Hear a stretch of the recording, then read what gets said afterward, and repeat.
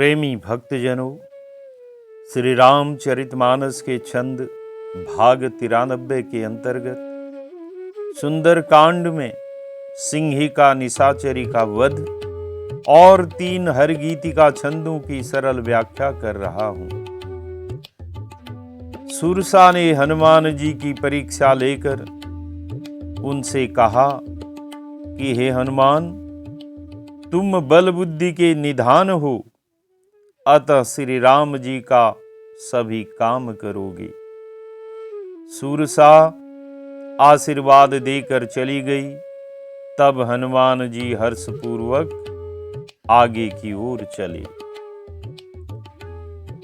आगे जाने पर एक निशाचरी जो समुद्र में रहती थी, जो माया करके आकाश में उड़ते हुए खगों को पकड़ लिया करती थी,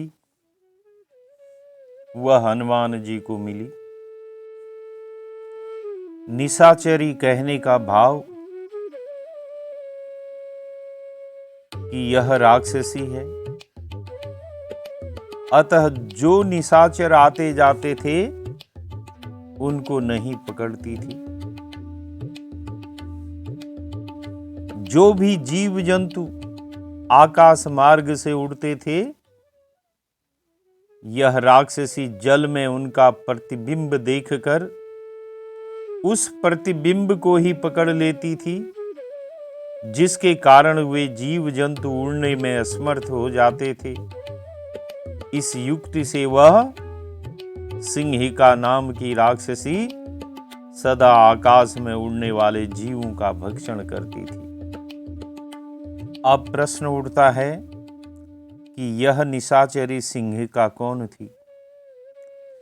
यह हिरण्यकश्यप की कन्या और विप्रचित्ति दैत्य की स्त्री थी। यह काम रूपिणी अर्थात इच्छानुसार रूप धारण करने वाली और छाया ग्राहिणी थी, अर्थात छाया को ग्रहण करने वाली थी, जो छाया को पकड़ लेती थी। नमुची और राहु आदि 13 दैत्यों की यह जननी थी, और इनमें से राहु सबसे भयंकर था। निशाचरी यानी कि सिंहिका के समान माया जानने वाली लंका में कोई नहीं है कि जो छाया पकड़कर जीव जंतु को खींच ले। और यह राहु की माता सिंहिका समुद्र में रहती थी। यह माया से आकाशचरियों का शिकार बैठे बैठे करती थी। जो न होता हो उसे कर दिखाना माया है। माया समझ में नहीं आती, और समझ में आ जाए तो वह माया ही नहीं रह जाती। होता तो ऐसा ही है कि छाया कभी पकड़ी नहीं जाती। व्यक्ति के पकड़े जाने से उसकी छाया पकड़ी जाती है। यहां सिंहिका छाया पकड़ती थी, और जिसकी छाया है वह पकड़ा जाता था। यही माया है, यही अघटित घटना है। छाया पकड़कर जीवों को अपने मुख में खींच लेती थी, जैसे कोई चढ़ी हुई पतंग को डोरी पकड़कर उतार लेता है। इसने वही छल हनुमान जी के साथ किया। उसका कपट हनुमान जी ने तुरंत जान लिया, यानी कि छाया पकड़ने का हाल हनुमान जी तुरंत जान गई, क्योंकि हनुमान जी कपट को पहचानते हैं और कपटी को मारते भी हैं।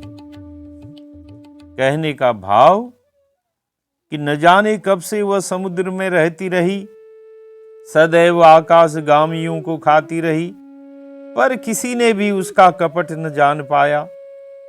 सभी गिरकर मूर्छित हो जाते थे, पर हनुमान तुरंत ही जान गए। हनुमान जी उसकी माया समझ गए। समझने में कुछ भी देर न लगी। छाया के पकड़े जाने पर हनुमान जी ने सोचा कि मुझे सहसा किसी ने पकड़ लिया है, और नीचे जल में विकृत मुख वाली राक्षसी को देखकर समझ गए कि हो न हो यह वही अद्भुत छायाग्राही प्राणी है जिसे सुग्रीव ने चलते समय बताया था। और उसको मारकर वीर और धीर बुद्धि पवन पुत्र हनुमान समुद्र के पार गए। कहने का भाव कि मारुत यानी वायु किसी के ग्रहण में नहीं आता, ये उन्हीं के पुत्र हैं, अतः ये भी सिंहिका के ग्रहण में न आए। हनुमान जी जलचर न थे, जल में इन्होंने सिंहिका को मारा और फिर कूदते फांदते जहां कुछ आधार न था, चारों ओर जल ही जल था, वो भी बिना सहारे अपने ही बल से उछले और समुद्र पार पहुंच गए। यह पवन के वीर पुत्र का ही काम था। कहने का भाव कि 100 योजन समुद्र लांघ कर भी वे न थके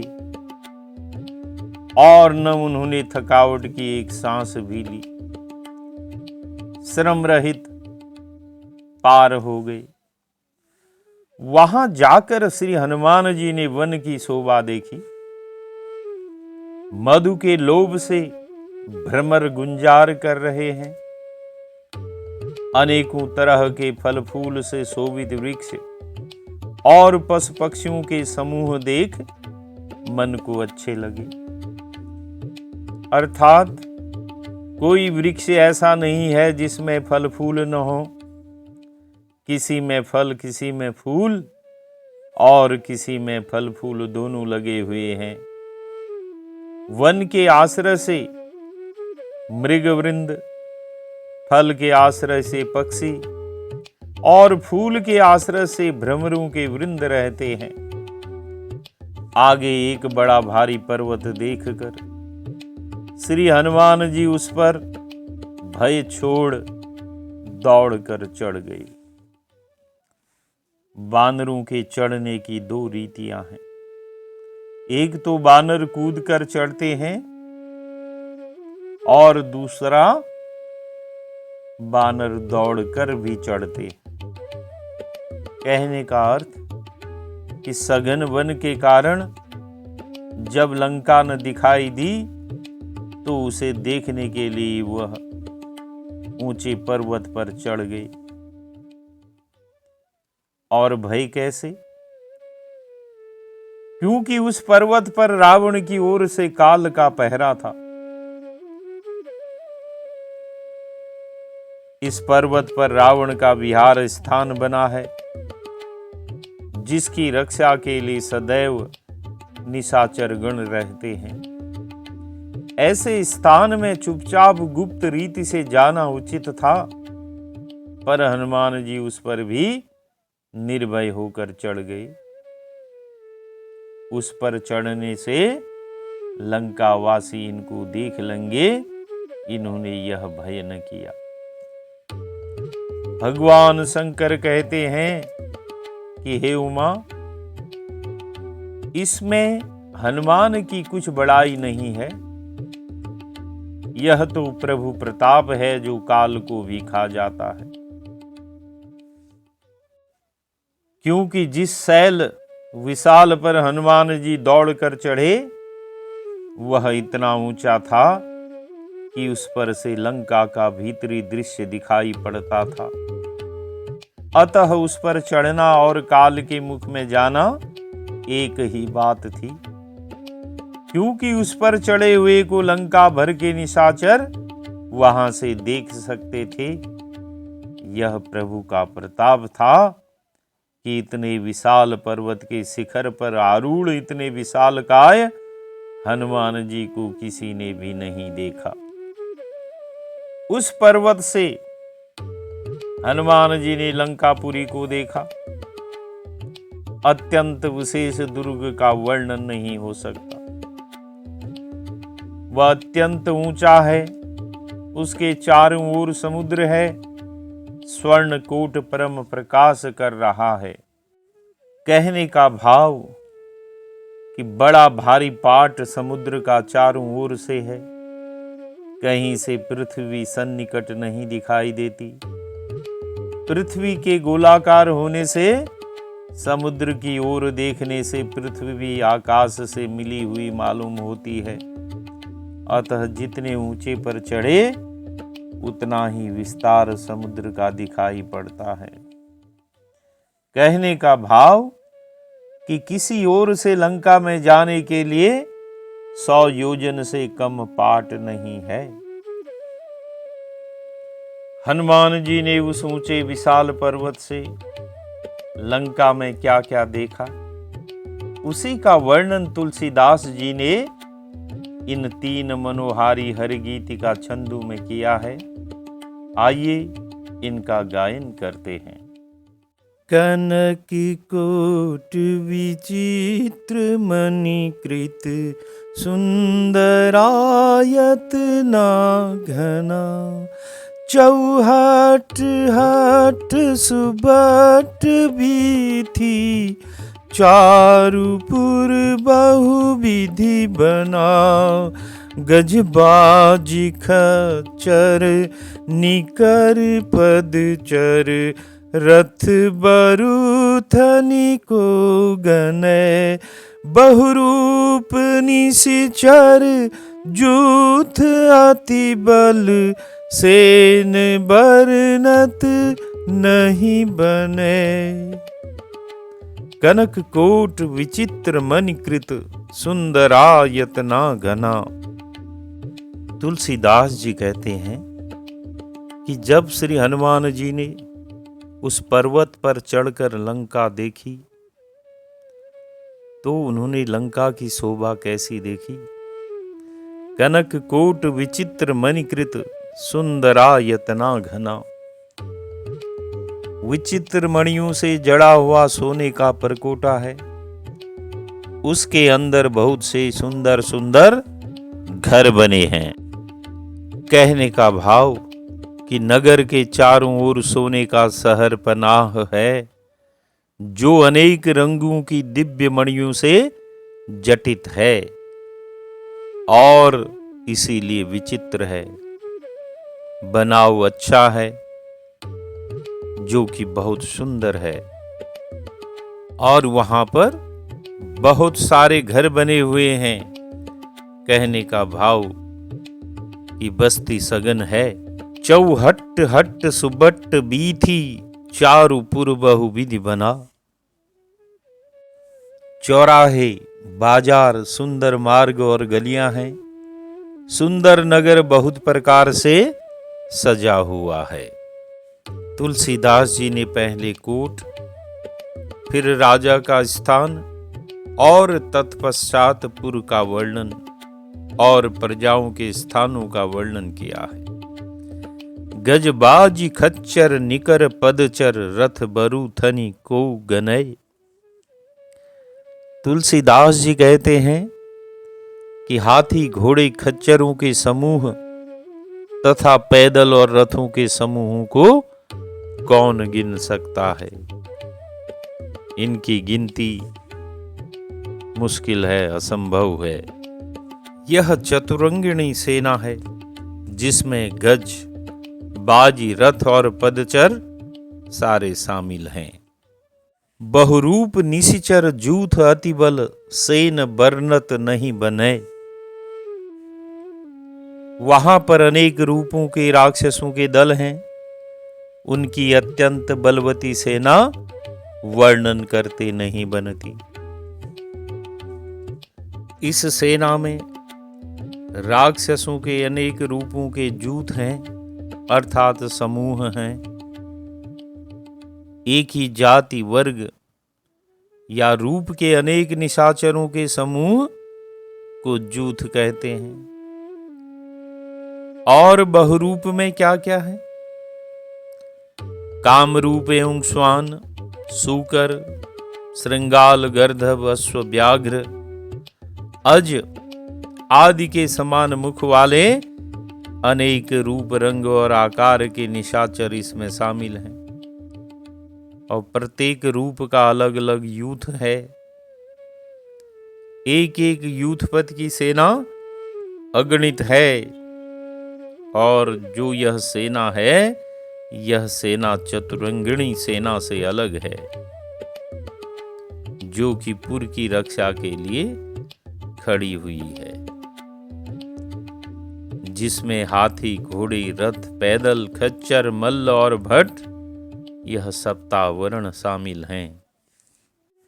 बन बाग उपवन बाटिका सर कूप बापी सोहई, नर नाग सुर गंधर्व कन्या, रूप मुनि मन मोहई, कहुमाल देह विशाल शैल समान, अति बल गर्जहि, नाना खारेन भीरहि बहुविधि, एक एकन तरजहि। बन बाग उपवन बाटिका सरकूप बापी सोहहि। तुलसीदास जी कहते हैं कि वन, बाग, उपवन यानी कि बगीचे, फुलवाड़ी, तालाब, कुएं और बावलियां वहां सुशोभित हैं, अर्थात शोभायमान हो रही हैं। अब वन क्या है? जिसमें सिंह बाग रहें और जो बिना लगाए उपजे उसे वन कहते हैं। और बाग जिसमें फल फूल हों उसे बाग कहते हैं। और उपवन क्या है? उपवन को क्रीड़ावन कहते हैं। उपवन वन से बहुत छोटा होता है, जो कि विधान पूर्वक लगाया जाता है और क्रीड़ा व विहार के लिए होता है। पुराणों में तो 24 प्रकार के उपवनों का वर्णन किया गया है। बाग में केवल फल फूल वाले वृक्ष होते हैं और यह उपवन से छोटा होता है। वाटिका फूलती है, बाग फलता है और वन पल्लवित होते हैं।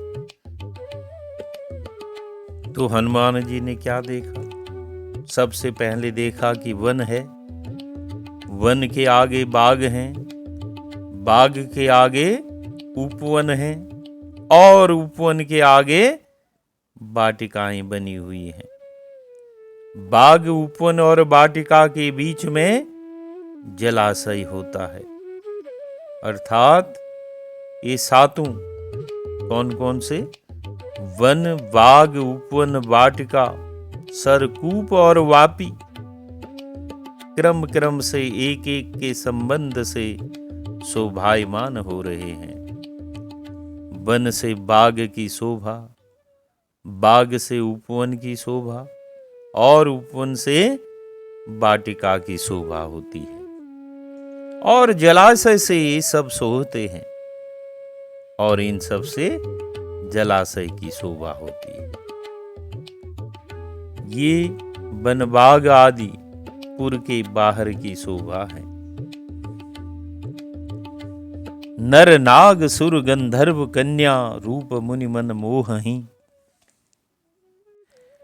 मनुष्य, नाग, देवताओं और गंधर्वों की कन्याएं अपने सौंदर्य से मुनियों के भी मनों को मोहे लेती हैं। ये कन्याएं इतनी रूपवान हैं, ऐसी रूपवती हैं कि मुनि तक मोहित हो जाएं, औरों की कौन कहे। कहने का भाव कि इनको देखते ही, इनकी सुंदरता देखते ही मुनियों का ज्ञान वैराग्य सब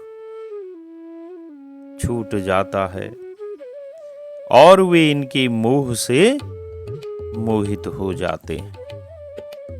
क्योंकि जब ज्ञान वैराग्य छूटता है तो मोह वहां पर घर कर लेता है।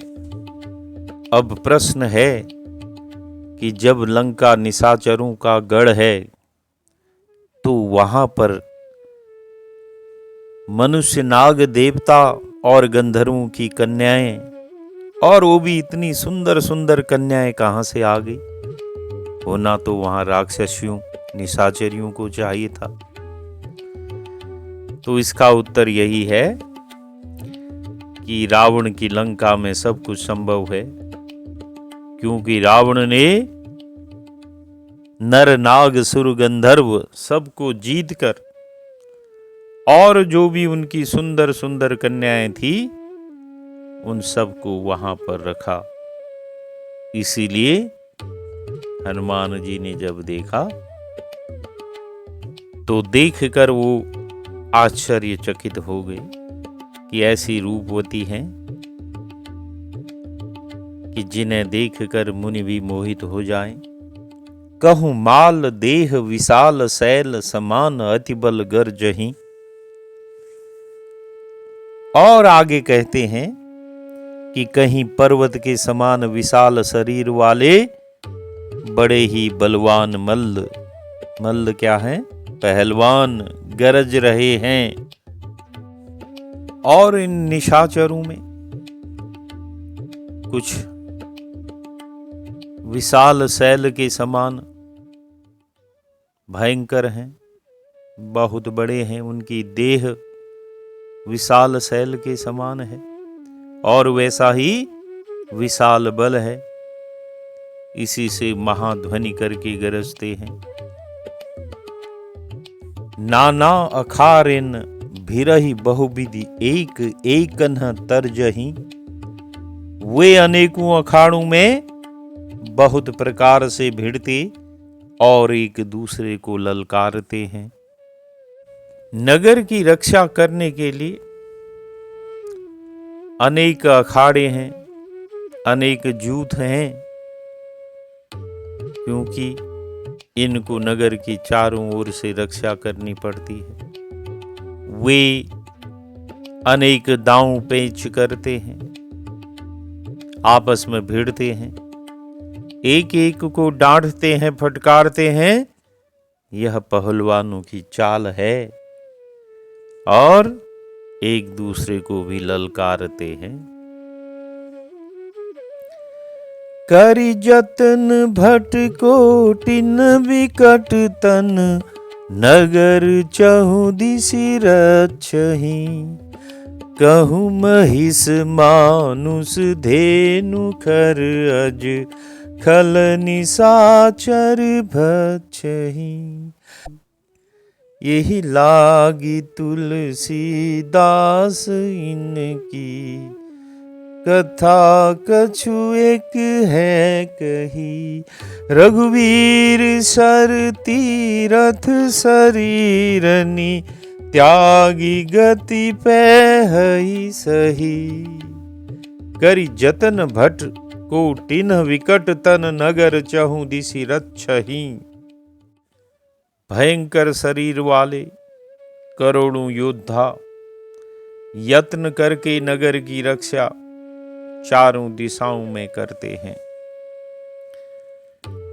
इन योद्धाओं का काम चारों ओर से अपने नगर की रक्षा करना है। चतुरंगिणी सेना, निशाचर यूथ, मल्ल और भट्ट, ये सब नगर की रक्षा करते हैं। चार प्रकार के रक्षक हैं। पदचर से निश्चर यूथ प्रबल होता है, निश्चर यूथ से मल्ल प्रबल है और मल्ल से भट्ट प्रबल है।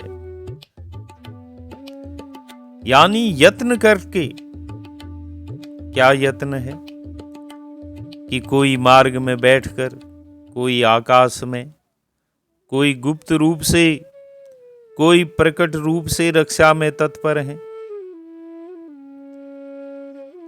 यत्न यह कि चतुरंगिणी सेना की व्यूह रचना बांधे हुए हैं। पूर्व द्वार पर 10,000 भट्ट, दक्षिण द्वार पर 1 लक्ष्य भट्ट, पश्चिम द्वार पर 10 लक्ष्य और उत्तर द्वार पर 100 भट्ट है।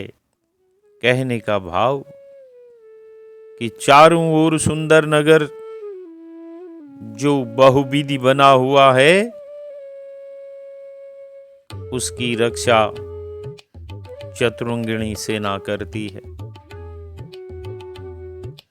वन बाग आदि चारों ओर से भाईमान हो रहे हैं और चारों ओर समुद्र है, फिर भी भयंकर शरीर वाले करोड़ों योद्धा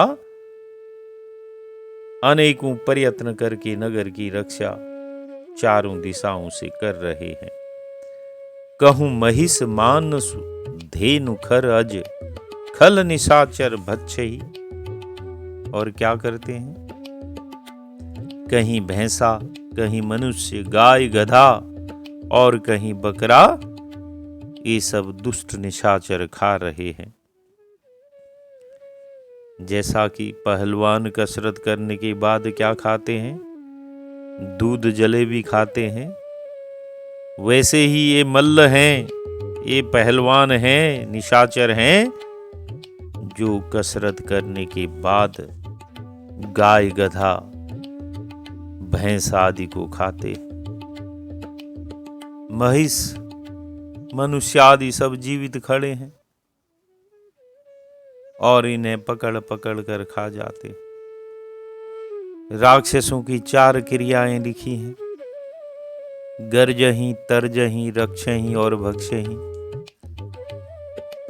गरज कर तर्जन करने से भय उत्पन्न होता है, इसी से गर्जहीं कहकर फिर तर्जहीं कहा। रक्षा कहकर तब भक्षण करने से राक्षसों का स्वामी धर्म दिखाया कि प्रथम स्वामी का कार्य कर लेते हैं, उसके बाद जी भर करके खाते हैं।